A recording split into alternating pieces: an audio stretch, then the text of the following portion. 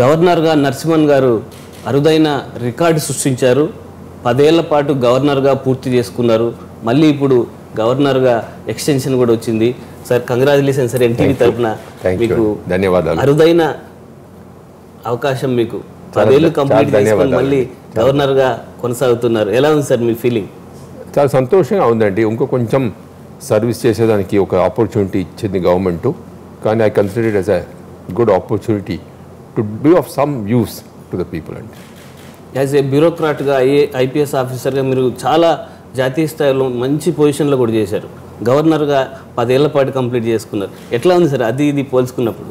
దానికి దీనికి కంపారిజన్ లేదండి. అది ఒక టైప్ మన పని అండి. అది దాంట్లో ఉంది we remain totally behind the scenes. ఇక్కడ we're all the time I'm in the public view. కాబట్టి it's a complete 360-degree turn from what I did all these years and what I did now. కానీ ఇది ఒక కర్మాన service చేసే అలా ఒక అవకాశం దొరికింది కాబట్టి చాలా సంతోషం. ఛత్తీస్గఢ్ లాంటి రాష్ట్రాలకు మీరు గవర్నర్గా చేశారు. ఉమ్మడి రాష్ట్రం రాష్ట్ర విభజనకు ముందు నుంచి మీరు గవర్నర్గా కొనసాగుతున్నారు. ఎలా అనిపిస్తుంది సార్ డిఫరెన్స్? అదే డిఫరెంట్ స్టేజెస్లో డిఫరెంట్ పని చేస్తే బాగుంటుందండి. ఛత్తీస్గఢ్ అది ఒకసారి ప్రాబ్లం, అక్కడ మావోయిస్ట్ ప్రాబ్లం ఒక హైట్కి ఉండింది అప్పుడు చేసినప్పుడు. దాని తర్వాత ఇక్కడ ఉమ్మడి ఆంధ్రప్రదేశ్లో వచ్చినప్పుడు వస్తే ఆ రోజు కర్ఫ్యూతో వచ్చాను. Curfew welcome me when I came in to Hyderabad. అప్పటి నుంచి మళ్ళీ one section of the state bifurcation కావాలంటారు, ఒకటి వద్దంటారు. మళ్ళీ ఆ ఉద్యమాలు జరిగిన 2 చోట్ల అది అయిన తర్వాత మళ్ళీ బైఫర్కేషన్ టుక్ ప్లేస్. బైఫర్కేషన్ అయిన తర్వాత మళ్ళీ ఇప్పుడు 2 రాష్ట్రాలు కూడా they are focused on their own development. డెఫినెట్గా చాలామంది మిమ్మల్ని తెలంగాణ వ్యతిరేకిగా ఉద్యమం జరుగుతున్న సమయంలో వ్యతిరేకించారు. ఎలా అనిపించేది అప్పుడు మీకు?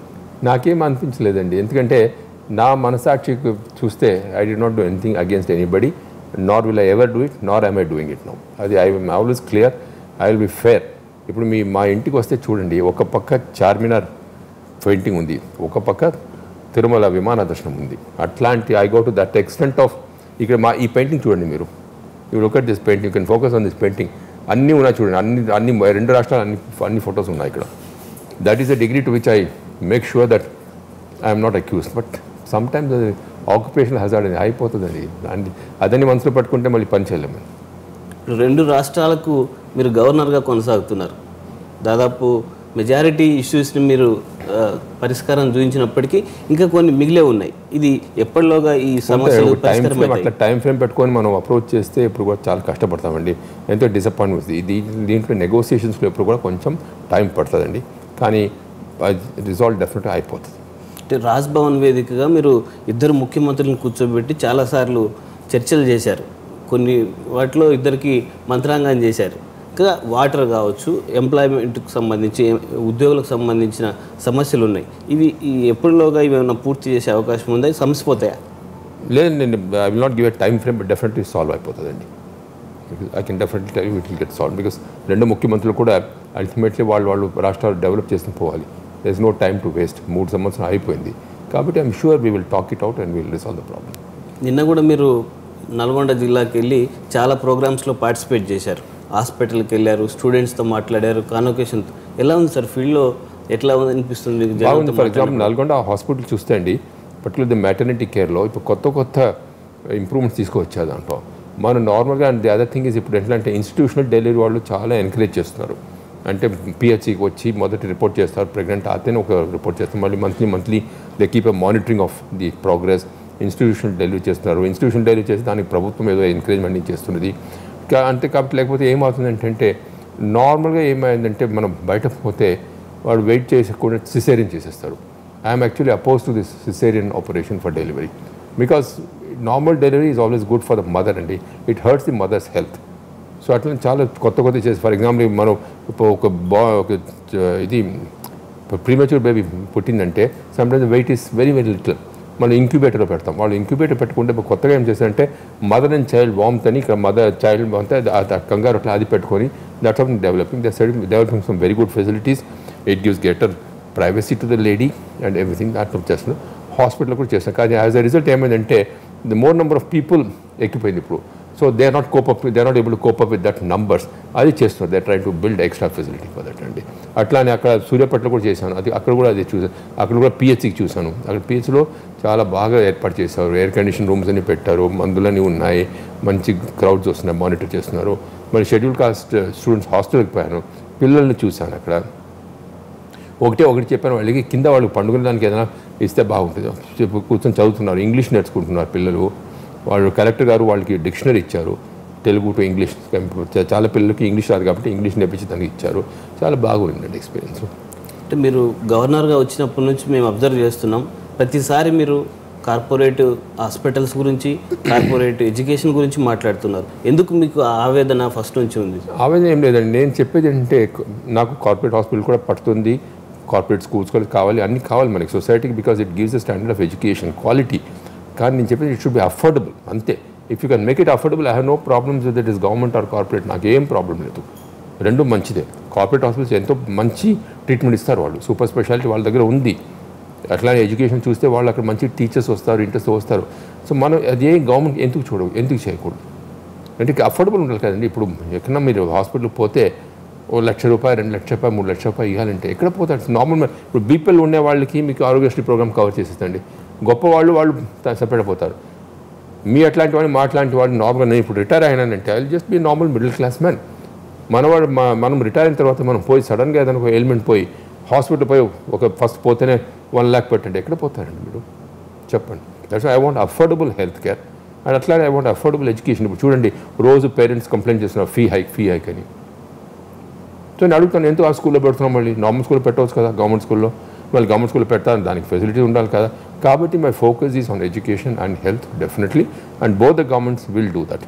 I'm hoping that they will do it. అంటే ఏమైనా మార్పు వచ్చింది సార్ మీరు కార్పొరేట్ హాస్పిటల్స్? అవునండి. ఇప్పుడు చూడండి, ఇప్పుడు ఈ రోజు కూడా నేను కూడా మీరు ఫోటోలు చూసారు, గాంధీ హాస్పిటల్లో కొత్త బెడ్షీట్స్ ఇస్తున్నారు, అకౌంటింగ్ చేస్తున్నారు. అది బాగా క్లీన్గా ఉండదు. ఎందుకంటే మనం ఎందుకు గవర్నమెంట్ హాస్పిటల్ పోలేదంటే క్లీన్లెస్ లేదు, భయం ఉంది, ఒక ఇన్ఫెక్షన్ వస్తాయి. సో అదన్నీ తీసి బాగా క్లీన్లెస్ పెడుతున్నాము, మానిటరింగ్ చేస్తున్నాము. అది చేస్తాం. అట్లానే ఆంధ్రాలో కూడా మంచి హాస్పిటల్స్ వస్తున్నాయి, మంచి ఎడ్యుకేషన్ ఇన్స్టిట్యూషన్ వస్తున్నాయి అక్కడ కూడా. సో 2 స్టేట్లో చేస్తున్నారండి, 2 స్టేట్లు కూడా చేస్తున్నారు పని. అంటే ఈ ఫీజులు తగ్గించడం కానీ, అలాగే సామాన్యుడికి అందుబాటులో వైద్యం అన్నది సాధ్యమేనా? మీరు చాలా కాలం నుంచి చాలా సజెషన్ చేస్తున్నారు. తప్పకుండా సాధ్యం అండి, తప్పకుండా సాధ్యం. ప్రభుత్వాలు ఆ వైపు ఏమైనా నడుస్తున్నాయి అనిపిస్తుంది? నడుస్తున్నాయి. ఎందుకంటే వైద్యం అండ్ విద్య, ఇది 2 I considers core responsibility of the government. ఇది 2 లేదంటే మీరు డబ్బు పెట్టుకుని ఏం చేస్తారు సార్? డబ్బు చేసుకుని రోజు హాస్పిటల్కి పోతారు కదా, దాంతో సంపాదించిన తర్వాత మరి హాస్పిటల్లో పోయి ఇస్తారు. మరి చదువు లేదంటే చూడండి, మళ్ళీ అన్ని ఏదో ఒక ప్రైవేట్ కాలేజ్ ఓపెన్ చేసేస్తారు, ఇంజనీరింగ్ కాలేజ్ అంటారు. మళ్ళీ ఆ ఇంజనీరింగ్ ఫినిష్ చేసిన తర్వాత వాళ్ళకి ఆ ఇండస్ట్రీ రిక్వైర్మెంట్ మిస్ మ్యాచ్ అయ్యి ఆయన అల్టిమేట్లీ ఏదో ఒక పనికి వస్తే తప్పు కాదండి. అంత 5 సంవత్సరం వాళ్ళు ఇంజనీరింగ్ చదువుతారు, ఒక పిల్లాడు ఒక ప్యూన్గా వచ్చి మీకు టీ ఇస్తాడు, తప్పు కదండి. So my focus definitely is on affordable education and affordable health care. Definite వాస్తవం సార్ మీరు చెప్పింది. కాలేజీలు నిరుద్యోగుల్ని ప్రొడ్యూస్ చేసి బయటకు పంపిస్తున్నాయి. దీనికి ఎట్లాంటి సొల్యూషన్స్ చూపిస్తారు? నేను చెప్పేది ఏంటంటే సార్, ఫోకస్ ఇప్పుడు ఎట్లా మన ఫోకస్ ఎట్లా అంటే నెంబర్స్లో పెట్టుకున్నాం. మనం ఇన్ని ఇంజనీరింగ్ కాలేజ్ కొత్తగా ఓపెన్ చేసాము, ఇన్ని స్టూడెంట్స్ మన కాలేజ్ నుంచి పోయారు, అది లేకుండా క్వాలిటీ ఎడ్యుకేషన్ పెట్టుకుంటే బాగుంటుంది. ఎస్, మన సొసైటీని ఎడ్యుకేట్ చేయాలి. నంబర్స్ పాపులేషన్ చాలా పెద్ద పాపులేషన్ ఉంది, we have to do it definitely. But అది we can do it by quality education in stages. ఒకేసారి ఫ్లడ్గా నేను 10,000 ఇంజనీరింగ్ గ్రాడ్యుయేట్స్ ప్రొడ్యూస్ చేశాను, కానీ you produce 5,000 good engineering graduates, then society will improve, economy will improve. For రాష్ట్రాలు సమానమని మీరు చెప్తున్నారు, కానీ ఏపీ మాత్రం తెలంగాణ పక్షపాతిగా గవర్నర్ ఉంటున్నారని కొన్నిసార్లు మంత్రులు కూడా బయటకు వచ్చి మాట్లాడిన సందర్భాలు ఉన్నాయి. అంటే అట్లాంటిది ఎందుకు వచ్చిందంటే సార్, అదే ఒక్కొక్క వాళ్ళు అట్లా యోచన వస్తుంది, కానీ దే డోంట్ మీన్ ఇట్ అండి. నేను I have met every single minister in the Andhra cabinet, you can ask them, they are all friends. అది సార్, అది ఈ లైఫ్లో ఎట్లా అంటే ప్రొఫెషనల్ ఒకటి ఉంది, పర్సనల్ అని ఒకటి ఉంది. ప్రొఫెషనల్ ఆక్యుపేషన్లో ఏమంటే sometimes we have to say certain things, అది చెప్తాం. కానీ personally it's a different life altogether. Simple example ఇస్తాండి. మన తెలంగాణ ఫస్ట్ యునైటెడ్ ఆంధ్రలో అసెంబ్లీ అడ్రస్ చేసినప్పుడు చాలా గొడవ ఆ రోజు, మీకు తెలుసు, మైక్ అని లాగారు, ఇదన్నా అంతా చేశారు. ఆ రోజు సాయంత్రం నేను ఒక పెళ్ళికి పోయాను. అక్కడ జనార్దన్ రెడ్డి గారు వచ్చారు. వచ్చి ఫస్ట్ థింగ్ కాల్లో పడి, సార్ మీ ఆశీర్వాదం కావాలని. నేను ఉండి ప్రెస్ వాళ్ళు పిలిచి అరే ఫోటో తీసుకోవాలి మన జనార్దన్ గారు చూడు పొద్దున్న అట్లా చేశారు ఇప్పుడు ఇట్లా చేస్తారు. ఎందుకంటే అది వాళ్ళు చేసిన వాళ్ళు that is their profession, that is their occupation. So they may like to do it, but this is personal. కాబట్టి we should not mix up professional and personal thing. అంటే ఆస్తుల పంపకంలో కానీ భవనాల పంపకంలో కానీ మాకు కొంత అన్యాయం జరిగింది అని ఏపీ అభిప్రాయంగా ఉంది. అది అభిప్రాయమే అండి. And I think it is being played board by the media. అభిప్రాయం కానీ అది అన్నీ సరిపోతుంది, ఏం ప్రాబ్లం. రెండు రాష్ట్రాల మధ్య సమస్యలు లేకుండా ఎప్పటిలోగా మీరు వీటన్నిటికి ఒక సొల్యూషన్ చూపించగలుగుతారు? ఇప్పటికే 3 years గడిచిపోతుంది. కానీ ఆ 3 yearsలో అండి ఫస్ట్ 1 year was సెటిలింగ్ డౌన్లో అయిపోయిందండి. యాక్చువల్లీ ఎఫెక్టివ్ ఈ 2 yearsలోనే పని చేసాము. 2 yearsలో చేసాం. It will take time, but అయిపోతుందండి. బికాజ్ 2 states కూడా వాళ్ళు they have to move forward. 3 సంవత్సరాలు అయిపోయింది, ఇంకో 2 yearsలో ఎలక్షన్ వచ్చేస్తుంది. So they cannot afford to be only fighting now. They have to go on and they will go on. రెండు రాష్ట్రాల మధ్య హైకోర్టు మీద బాగా గొడవ జరుగుతుంది. మాకు ప్రత్యేక హైకోర్టు ఉండాలని తెలంగాణ అడుగుతుంది. ఏపీలో హైకోర్టుకు సంబంధించి మీరు చాలాసార్లు ఢిల్లీకి వెళ్ళినప్పుడు కూడా చర్చలు జరిపారు. ఎప్పటిలోగా ఈ హైకోర్టు ప్రత్యేకంగా ఒక ప్రొసీజర్ ఉంది, ఆ ప్రొసీజర్ ప్రకారం చేస్తున్నారు. All these things involve certain procedure. ఇది ఇట్లా కాదు, నేను వస్తాను ఇంటికి వస్తాను టీ తాగిన అట్లాంటిది కాదు. దానికి ప్రొసీజర్ ఉంది, ఆ ప్రొసీజర్ ప్రకారం జరుగుతుందండి. ఇక వాటర్కి సంబంధించిన ఇష్యూస్ ఉన్నాయి. ముఖ్యంగా నాగార్జున సాగర్, శ్రీశైలం లాంటి వాటిలో డైలీ ఏదో ఒక వివాదం వస్తుంది. మొన్న 2 రాష్ట్రాల ఆఫీసర్స్ కూడా కంప్లైంట్ చేసుకున్నారు. సరిపోయింది కదా దాని తర్వాత, నిన్న సరిపోయింది కదా నిన్న. ఇంకేంటి ఆవేశం వచ్చి ఆవేశంలో మాట్లాడి ప్రయోజనం లేదండి. ఎప్పుడు కూడా మనం వీల్ హ్యావ్ టు సీ సొసైటీకి ఏం కావాలని చూడాలి, కామన్ పబ్లిక్కి ఏం కావాలని చూడాలి. మనం ఒక పొజిషన్స్ తీసుకుంటే అది జరగదు, అన్నీ జరిగిపోతాయి. యాజ్ ఏ గవర్నర్గా మీ మీద ఒక ప్రధానమైన ఆరోపణ ఉంది రాజకీయ పార్టీల నుంచి. పార్టీ ఫిరాయించిన వాళ్లకు క్యాబినెట్లో పదవుల కోసం క్యాబినెట్ పదవులకు అంగీకరించారు నరసింహన్ అని. Sir, I have gone by the constitution, I have gone by the rule book. I don't think have done anything wrong. అంటే ఢిల్లీ దాకా, రాష్ట్రపతి వరకు, సుప్రీంకోర్టు వరకు వీటిపై న్యాయ పోరాటం కూడా పార్టీలు చేస్తాను. నేను I have gone by what little the constitution tells me, what ever power it gives me. I have consulted the legal experts. దాని తర్వాత చేశాను. So I don't think have done anything wrong. అంటే ఆ విషయంలో న్యాయపరంగా మీరు వెళ్ళారని చెప్తున్నారు, కానీ రాజకీయంగా గవర్నమెంట్కి సపోర్టుగా గవర్నర్ నిలిచారు అన్నది ముఖ్యంగా టీడీపీ, కాంగ్రెస్ లాంటి వాళ్ళ ఆరోపణ. సార్, మీరు ఇప్పుడు చూస్తే ఇక్కడ చేసినప్పుడు ఒక ఆరోపణ పెట్టారు, అక్కడ చేసినప్పుడు మళ్ళీ అదే ఆరోపణ అక్కడ పెట్టారు. సో ఎట్లా ఏ పక్క పోయేది సార్? ఇక్కడ పోయేదా అక్కడ పోయేదా? ఈ నరసింహన్ పేరు పెట్టుకున్నాను, కానీ ఇక్కడ నరమ లేదు, అక్కడ సింహం లేదు. ఈ రెండు లేకుండా మనం ఎట్లా లోపల పడితే ఎట్లా చెప్పండి? ఏదైనా ఒకటి యాక్సెప్ట్ చేయాలా? ఇక్కడ చేస్తే తప్పు, అక్కడ చేస్తే మళ్ళీ తప్పు అంటే ఎట్లా మళ్ళీ చెప్పండి మీరు? I'm going well with in the constitution. అంటే మీరు వీలైనంత ఎక్కువ సార్లు గుళ్ళు గోపురాలు తిరుగుతారని ఒక మాజీ ఎంపీ రెగ్యులర్గా ఆరోపణలు చేస్తున్నారు. అలా ఆరోపణలు చేసినప్పుడు మీకు ఏమనిపిస్తుంది? అంటే ఎందుకు ఇంత రెగ్యులర్గా వెళ్తుంటారు మీరు? సార్, నేను ఎంత రెగ్యులర్గా పోతాను మీరు చెప్పండి. Everyday morning I go to the Hanuman temple here near ASCI. Everyday I go. ఇది నేను I been doing it for last 65 years since. నాట్ ఇప్పుడు గవర్నర్ అయిన తర్వాత తెలియదు. దాంట్లో ఏం తప్పలేదు కదా. I go at 8 o'clock in the morning. అప్పుడు ఆఫీస్ తప్పలేదు కదా. At any point of time can anybody point out that I was not available when you wanted me and that I was in a temple. Let I challenge anybody on that. దాంట్లో తప్పలేదు కదండి. గుడి పోయి తప్ప, మీ గుడి పోకూడదంటే that's a different thing. అట్లాంటి stage ఇంకా ఇండియాలో రాలేదండి. మనందరూ ఇంట్లో కూడా పూజ చేసుకుంటారు. ఎవరు పూజ చేయకుండా అట్లాంటి ఏం పెద్ద మహానుభావులు ఏమి నాకు తెలియదు, కానీ దాంట్లో నాకేం తప్పు తెలియదండి.